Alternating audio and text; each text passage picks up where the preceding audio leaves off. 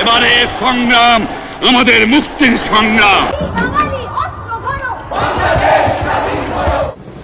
আজকের এই মুভিটা বাংলাদেশের মুক্তিযুদ্ধ 1947 সাল থেকে 1971 সালকে ঘিরে নির্মিত।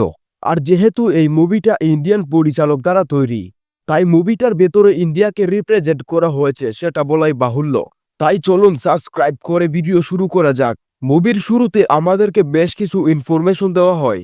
1947 সাল এর ব্রিটিশ বিদ্রোহের পরে দুটি আলাদা দেশের উৎপত্তি ঘটে, ভারত এবং পাকিস্তান। তবে পাকিস্তান আবার দুটি দেশে বিভক্ত ছিল, একটি ছিল পূর্ব পাকিস্তান এবং আরেকটি ছিল পশ্চিম পাকিস্তান।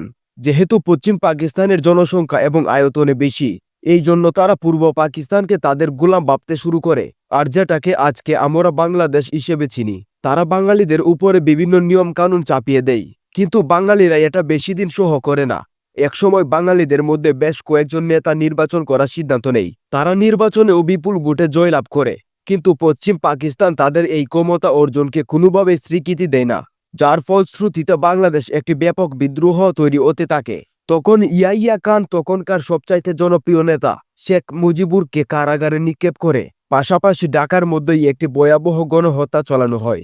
তাদের বিরুদ্ধে যারাই কথা বলছিল, হানাদার বাহিনীরা তাদেরকে নৃশংসভাবে হত্যা করতে থাকে, যার ফলে বাঙালিরা তাদের জীবনকে বাঁচানোর জন্য ভারতে গিয়ে আশ্রয় নেয়। আর এখান থেকে শুরু হয় মুভির মেন স্টোরি লাইন। আমরা বেশ কয়েকজন ভারতীয় স্টুডেন্টকে দেখি যারা পাকিস্তানের বিরুদ্ধে রাস্তায় এসে মিছিল করছে। আসলে এরা সবাই বাংলাদেশের পক্ষে ছিল। আর একাই আমরা রাধা নামের একটি মেয়েকে দেখি।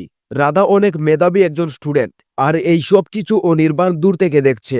অন্যদিকে আমরা বাঙালিদেরকে দেখি যারা পাকিস্তানদের সাথে লড়াই করার জন্য অস্ত্র ট্রেনিং নিচ্ছে, যাদের সাথে ছোট ছোট ছেলে মেয়েরাও। আসলে বাঙালিদের একটাই উদ্দেশ্য, সেটা হচ্ছে তারা যে কোনো কিছুর বিনিময় হলেও বাংলাদেশকে পাকিস্তানের হাত থেকে মুক্ত করতে চায়।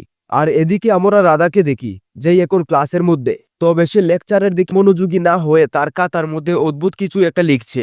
প্রফেসর যখন এটা দেখে সে তাকে লাইব্রেরির মধ্যে নিয়ে আসে। আর এখানেই আমরা অনির্বাণকেও দেখি। প্রফেসর তখন অনির্বাণকে বলে, তুমি কাগজটা পড়ো। অনির্বাণ তাকে বলে, এখানে তো আপনার বিষয়ে লেখা, আপনি ভালো এবং আপনি পৃথিবীর সবচাইতে ব্রিলিয়ান্ট একজন টিচার। প্রফেসর এগুলো শুনে প্রচন্ড খুশি হয়। কিছুক্ষণ পর রাধা যখন বাইরের দিকে আসে, তখন আমরা এটা জানতে পারি রাধা আসলে প্রফেসরের বিষয়ে খারাপ খারাপ কথা লিখেছিল, কিন্তু অনির্বাণ তাকে বাঁচিয়ে দিয়েছে। আর অন্যদিকে আমরা রাশিয়া এবং ভারতের কয়েকজন সামরিক অফিসারকে দেখি যারা একটি ট্যাঙ্ক নিয়ে আলোচনা করছে। আসলে এটাই এমন একটি ট্যাঙ্ক যেটা মাটিতেও চলতে পারে, আবার পানিতেও চলতে পারে। আর এই সব কিছুকে পরীক্ষা করার জন্যই কয়েকজন সেনাকে পাঠানো হয়। আর এখানেই আমরা এই মুভির লিড ক্যারেক্টার বাল্লিকে দেখি। তারা যখন ট্যাঙ্কটাকে পর্যবেক্ষণ করছিল, তখন বাল্লি তার কমান্ডারকে বলে, এরকম আস্তে আস্তে চালিয়ে কোনো রকম মজা আসছে না, মনে হয় গতিটা একটু বাড়ানো উচিত। তার কমান্ডার তাকে বলে, আমাদেরকে যতটুকু করতে বলা হয়েছে আমরা ঠিক ততটুকুই করব। তার এই কথাবার্তার মাধ্যমে আমরা এটা বুঝতে পারি বাল্লি মোটেও সাধারণ কেউ না, ও খুবই চঞ্চল। এভাবেই তারা যখন ট্যাঙ্কটাকে নিয়ে পানির মধ্যে নামে, তখন বাল্লি 100 সহকর্মীকে বলে, এটাই হচ্ছে আমাদের প্রথম ট্যাঙ্ক, যেটা মাটিতেও চলতে পারে আবার পানিতেও চলতে পারে, তাই আমি এটাকে পিপা বলে ডাকবো। কিছুক্ষণের মধ্যেই তাদের সকল পরীক্ষা শেষ হয়। তখন জেনারেল তাদেরকে ফিরে আসার জন্য বলে, কিন্তু এখানে আমরা বাল্লিকে দেখি যে অর্ডার অমান্য করে ট্যাঙ্কটাকে আরো গভীরের মধ্যে নিয়ে যায়। কিছুক্ষণের মধ্যেই ট্যাঙ্কের ইঞ্জিন বন্ধ হয়ে যায়। তখন আমরা তার সহকর্মীকে দেখি যারা প্রচন্ড ঘাবড়ে যায়, কিন্তু বাল্লি ট্যাঙ্কটাকে কোনো রকমে কিনারায় নিয়ে আসে। যেহেতু তাদের এই পরীক্ষাটা সফলভাবে পরিচালিত হয়, এই জন্য তাদের ডিলটাও ফাইন হয়। আর তখনই আমাদেরকে বাল্লির পুরো পরিবারটাকে দেখানো হয়, যেখান থেকে আমরা এটা জানতে পারি রাধা বাল্লির বোন। আর অন্যদিকে তার বড় ভাইও একজন দক্ষ সেনা অফিসার। কিছুক্ষণ পরে আমরা বাল্লিকে দেখি সে যখন বাড়িতে ফিরে আসে, তখন আমরা এটা জানতে পারি রাধার বিয়ের কথা চলছে, কিন্তু বাল্লি ওই হবু বরের সাথে ঠাট্টা করতে শুরু করে, কিন্তু রাম এগুলোকে কোনো রকমে সামলায়। পরবর্তীতে আমরা রামকে দেখি যে বাল্লির উপর প্রচন্ড রাগারাগি করছে। সে তাকে বলে, তুমি এত বড় হয়ে গেছো, এখনো বুদ্ধি হয়নি, তোমার আর একটু ম্যাচিউর হওয়া দরকার। বাল্লি তাকে বলে, আমার তোমার জ্ঞানের প্রয়োজন নেই। তখন তার বড় ভাই তাকে বলে, আমি তোমার বিষয়ে এটাও জানতে পেরেছি, তুমি তোমার কমান্ডারের কথাও শুনো না, তোমার এই বিষয়টা নিয়ে সবাই কথা বলছে। আর আমি এটাও জানতে পেরেছি, যদি ওনারা তোমার বিষয়ে কোনো রকম দোষ খুঁজে পায়, তাহলে তুমি গ্রাউন্ডে গিয়ে কোনোদিনও দেশের জন্য লড়াই করতে পারবে না, তোমাকে সব সময় ক্যাম্পেই বসে থাকতে হবে। কিছুক্ষণ পরে আমরা রাধাকে দেখি যে বাল্লির কাছে আসে এবং তাকে বলে আমার ওই ছেলেটাকে একদমই পছন্দ না। এখন আমি এটাই বুঝতে পারছি না আমার কি করা উচিত। কিছুক্ষণ পরে আমরা রামকে দেখি যে সবাইকে একটি চিঠি পড়া শোনাচ্ছে যেখানে লেখা ছিল তোমাকে শীঘ্রই ক্যাম্পে ফিরে যেতে হবে। পরদিন সকালে আমরা রামকে দেখি যে তার পরিবারকে বিদায় দিয়ে আবারও ক্যাম্পের দিকে যায়। কিন্তু একা আমরা রাম এবং বাল্লিকার মধ্যে সম্পর্ক খুব একটা সুবিধার দেখি না। তারা সবসময় প্রচন্ড ঝগড়া করে, এমনকি বাল্লি তার বড় ভাইকে একদমই সহ করতে পারে না। সে তাকে এটা পর্যন্ত বলে আমি পৃথিবীতে সবচাইতে বেশি খুশি হতাম যদি তুমি আমার বড় ভাই না হতে। কিন্তু রাম তাকে তেমন কিছু বলে না। পরবর্তীতে বাল্লি যখন তার ক্যাম্পে ফিরে যায় তখন আমরা তার সিনিয়র অফিসারদেরকে দেখি যারা বাল্লিকে বলে তুমি আর কখনো গ্রাউন্ড লেভেলে যেতে পারবে না, কারণ সেখানে আমাদের ডিসিপ্লিন সৈন্যর প্রয়োজন, তোমার মতো বাদরের প্রয়োজন নেই। আজ থেকে তুমি এই ক্যাম্পের কাজগুলো করবে। আর অন্যদিকে আমরা বাকি সৈন্যদেরকে দেখি যারা যুদ্ধের জন্য বেরিয়ে পড়ে। আর এদিকে আমরা বাল্লিকে দেখি যে তার ক্যাপ্টেনের কাছে যায় এবং তাদেরকে অনুরোধ করতে থাকে তাকে গ্রাউন্ড লেভেলে পাঠানোর জন্য। কিন্তু ক্যাপ্টেন তাকে বলে আমি তোমার মধ্যে ডিসিপ্লিন খুঁজে পাইনি, তাই আমার কাছে মনে হয় তোমার ক্যাম্পেই থাকা ভালো। এখন থেকে তুমি ডিসিপ্লিনগুলোকে শিখবে। আর অন্যদিকে আমরা রাধাকে দেখি যার কাছে একটি সিক্রেট মেসেজ আসে। রাধা যখন ওই কোডগুলোকে ডিকোড করে সে একটি অ্যাড্রেস সম্পর্কে জানে।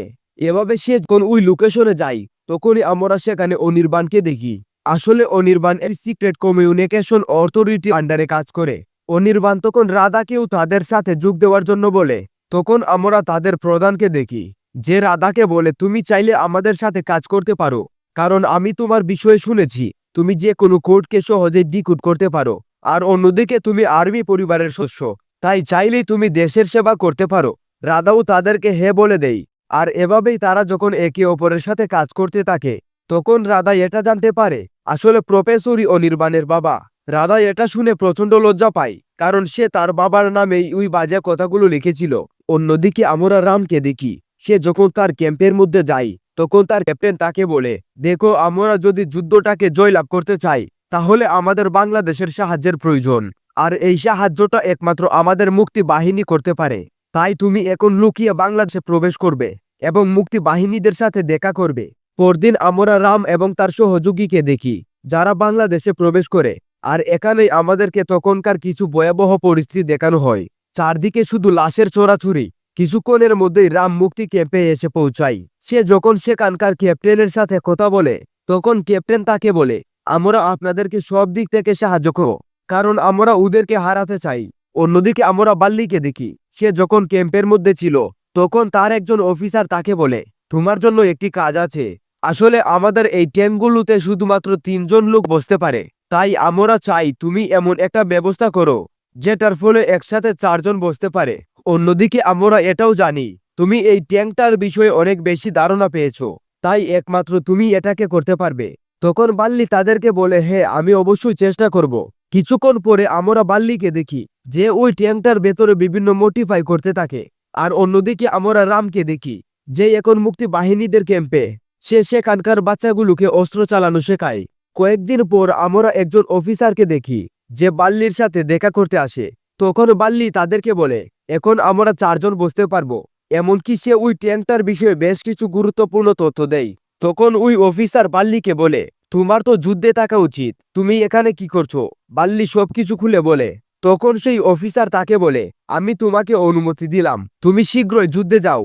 পরবর্তীতে আমরা বাল্লিকে দেখি যে তার পরিবারের কাছে যায়, কিন্তু সে তার পরিবারের লোকদের কারোর সাথে দেখা করে না, শুধুমাত্র একটি চিঠি রেখে আবারও ক্যাম্পের দিকে ফিরে যায়। পরবর্তীতে আমরা তার পরিবারকে দেখি যারা ওই চিঠিটার মাধ্যমে এটা জানতে পারে বাল্লিও এখন যুদ্ধে। পরদিন বাল্লি যখন বাংলাদেশের উদ্দেশ্যে রওনা দেয় তখন সে প্রতিমধ্যে এমন অসংখ্য লোকদেরকে দেখে যারা বাংলাদেশ থেকে পালিয়ে ভারতে আশ্রয়ের জন্য এসেছে। আর এভাবে সে তার পরবর্তী ক্যাম্পে যায়। আর অন্যদিকে আমরা রাধাকে দেখি যেই একটি গুরুত্বপূর্ণ মেসেজ খুঁজে পাই যেটা বাংলাদেশের উদ্দেশ্যে পাঠানো। আর এই চিঠিটার মধ্যে এটা লেখা ছিল তোমরা এখন মুক্তি বাহিনীদেরকে একেবারে শেষ করে দাও। পাশাপাশি সেখানে দুটো বড় বড় দেশের নাম লেখা, USA এবং চাইনা, সাথে একেবারে শেষে একটি অদ্ভুত ধরনের নাম এলিগেটর। সে যখন এগুলো তার অফিসারদেরকে জানায় তখন অনির্বাণ তাদেরকে বলে এলিগেটর ইয়া কাকে বলা হয়। এভাবে সেখানে থাকা সবাই রাধার প্রতি অনেক বেশি ইমপ্রেস হয়। আর অন্যদিকে আমরা মুক্তি বাহিনীদেরকে দেখি যারা ক্যাম্পের মধ্যে আনন্দ উৎসব করছিল। ঠিক তখনই তাদের উপর অতর্কিত হামলা হয়। তারা এদিক ওদিক ছুটাছুটি করতে থাকে। যেহেতু রাম এবং তার বাকি সৈন্যরা ওই হামলাকারীদের সাথে বেশিক্ষণ টিকতে পারে না, এই জন্য তারা আগুন জ্বালিয়ে দেয়। কোনো রকমে সেখান থেকে সরে আসে, কিন্তু যখনই তারা সেখান থেকে পালানোর চেষ্টা করে তখনই একটি লাইনম্যান বিস্ফোরণে সবার মৃত্যু ঘটে। অন্যদিকে আমরা বাল্লি এবং তার বাকি সৈন্যদেরকে দেখি যারা যুদ্ধের জন্য তৈরি হচ্ছে। আর তখনই আমাদেরকে ভারতের প্রাইম মিনিস্টার ইন্দিরা গান্ধীকে দেখানো হয়, যার সাথে একজন অফিসার দেখা করার জন্য আসে। সে তখন প্রাইম মিনিস্টারকে বলে, আমাদেরকে এখন পাকিস্তানকে তাদের উচিত শিক্ষা দেওয়া উচিত, কারণ পাকিস্তান তাদের আয়ত্তের বাইরে চলে গেছে।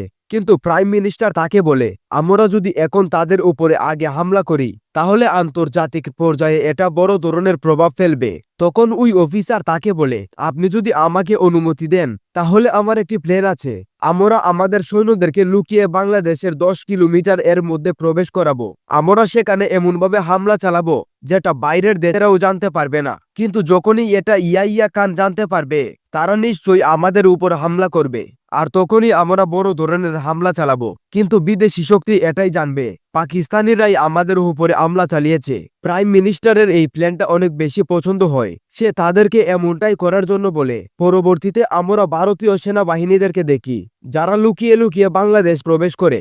আর অন্যদিকে আমরা পাকিস্তানি সেনাবাহিনীদেরকে দেখি তারা যখন মৃত ব্যক্তিদের উপরে লবণ দিচ্ছিল তখন তারা রামকে জীবিত দেখতে পায়। তারা তাকে তাদের সাথে নিয়ে আসে। পরদিন সকালে আমরা বাল্লিকে দেখি যারা এখন পাকিস্তানিদের সাথে যুদ্ধ করছে।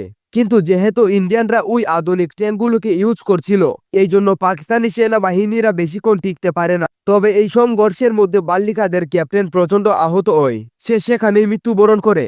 পরবর্তীতে আমরা বাল্লিকাদের সহকর্মীদেরকে দেখি যারা তাদের ক্যাপ্টেনের জন্য অনেক বেশি দুঃখ প্রকাশ করতে। বাল্লি যখন তারা এক বন্ধুর সাথে দেখা করে তখন সে বাল্লিকে জিজ্ঞাসা করে, তোমরা কি স্যারকে ফিরিয়ে আনতে পেরেছো? তখন বাল্লি তাকে বলে, ওরা এখনো গুলি চালাচ্ছে, তাই আমাদের ওখানে যাওয়া নিষেধ। তখন তার বন্ধু তাকে বলে, তুমি কবে থেকে আবার অর্ডার মানতে শুরু করলে? কিছুক্ষণের মধ্যেই আমরা বাল্লিকে দেখি যে ট্যাঙ্কটাকে নিয়ে সেদিকে যায় এবং তাদের ক্যাপ্টেনকে নিয়ে আসে। অন্যদিকে আমরা প্রাইম মিনিস্টার এবং ওই সেনা অফিসারকে দেখি যারা তাদের প্ল্যানটাকে নিয়ে কথা বলছে। সেনা অফিসার তখন প্রাইম মিনিস্টারকে বলে, আমাদের প্ল্যানটা ঠিকভাবেই কাজ করছে। আর তখনই আমরা এটা জানতে পারি পুরো পৃথিবীতে নিউজ চ্যানেলের মাধ্যমে এটা উড়িয়ে পড়েছে পাকিস্তানি ভারতের উপরে প্রথমে হামলা চালিয়েছে। আর অন্যদিকে আমরা পাকিস্তানি সেনাবাহিনীদেরকে দেখি যারা রামকে জিজ্ঞাসাবাদ করছে, কারণ তারা এরকমটাই মনে করছিল রাম ভারতীয় গুপ্তচর। রামকে তারা এই জন্যই জিজ্ঞাসাবাদ করছিল কারণ তারা পৃথিবীর কাছে এটা প্রমাণ করতে চায় ভারতীয়রাই প্রথমে গুপ্ত হামলা চালিয়েছে। ঠিক তখনই আমরা ইয়াহিয়া খানকে কি যে যুদ্ধের আহ্বান দেয়। আর অন্যদিকে ভারতও সব দিক থেকে প্রস্তুত। বাল্লি যখন ক্যাম্পের মধ্যে ছিল তখনই তার কাছে রাদার কল আসে। সে বাল্লিকে বলে, আমরা রামের সাথে কোনোভাবে যোগাযোগ করতে পারছি না, মনে হয় ওই এখন পাকিস্তানিদের হাতে বন্দী। আর তখনই আমরা বেশ কয়েকজন সেনা অফিসারদেরকে দেখি যারা এমন একজন লোককে নিয়ে আসে যে নিজেকে পাকিস্তানি সৈন্য দাবি করছে। সে তাদেরকে বলে, আমি একসময় পাকিস্তানিদের হয়ে কাজ করতাম, কিন্তু ওরা আমাকে মিথ্যাবাদী উপাধি দেয়, এই জন্য আমি এখন আপনাদের সাথে কাজ করতে চাই। এমনকি সে তাদেরকে এটাও বলে, আপনাদেরই একজন সৈন্য পাকিস্তানিদের হাতে বন্দী, আপনারা চাইলে এটা ভেরিফাই করে দেখতে পারেন। তখন বাল্লি এগুলো শুনে প্রচন্ড টেনশনের মধ্যে পড়ে। আর অন্যদিকে আমরা রাধা এবং অনির্বাণকে দেখি যারা বিভিন্ন গুরুত্বপূর্ণ তথ্য খুঁজে পায়। আর এভাবেই তারা এটা জানতে পারে আমেরিকা পাকিস্তানিদেরকে সাহায্য করছে। তারা বিভিন্ন যুদ্ধ বিমানের মাধ্যমে ভারতীয়দেরকে তাদের দিকে ব্যস্ত রাখছে। আর অন্যদিকে তারা ঢাকাকে দখল করতে চায়। একদিকে আমরা পাকিস্তানি সেনাবাহিনীদেরকে দেখি যারা রামের উপরে অমানবিক নির্যাতন চালাচ্ছে।